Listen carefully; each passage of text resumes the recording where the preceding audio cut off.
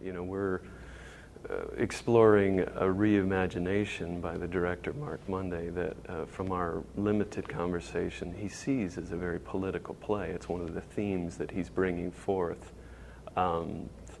very directly. So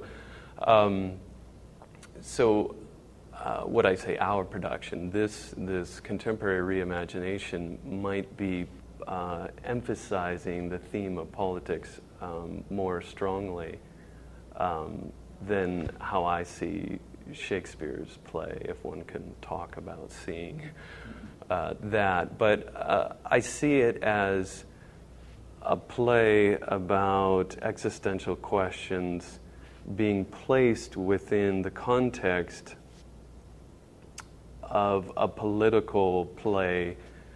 So, it's the first play really about somebody thinking. Can we have 3-4 hour play about somebody thinking? Well, most people would say no, and most of the time the answer is no. But here Shakespeare finds an environment to place these existential explorations of an internal person represented by all people within an action of a play that never stops.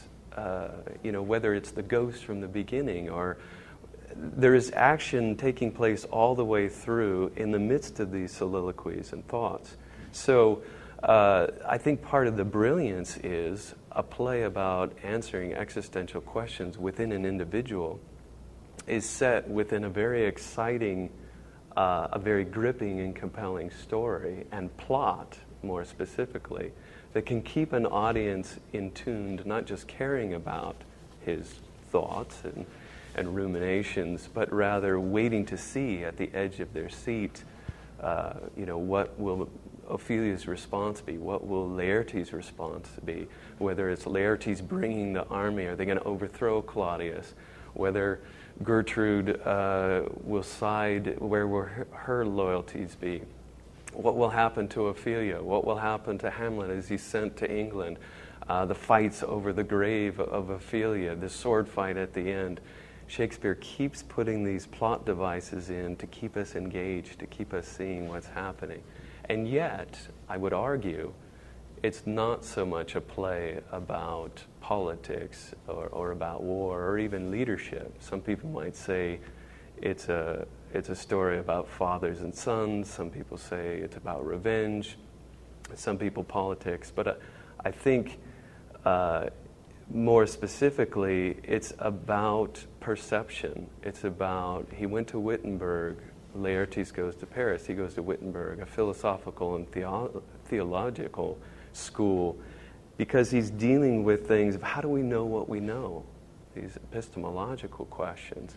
That to dramatize that is part of the brilliance that I think people 400 or more years later are still looking at this play with such curiosity, because he found a way to dramatize within an action and within a compelling plot the existential questions of how do we know what we know?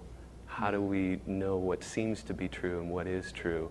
And where do we make our stands in those? Aristotelian hierarchy, there's those 4 levels. We don't know, and we don't know that we don't know. And then there's we don't know, but we know that we don't know. And then the 3rd level is we know, but we don't think we do. We don't know that we do. And then finally, we know, and we know that we know. And part of that progress for Hamlet is, and everybody can form their own stake, where is Hamlet at the end? And we, the chorus, Horatio takes us through, but we, the audience of the chorus, that have watched this whole trajectory, even the soliloquies that Horatio hasn't seen, where do we think Hamlet is in those 4 Aristotelian aspects of knowledge? And having seen him make that trajectory, where do we feel we are? And that's part of the power of this play, and why I think people still want to do it.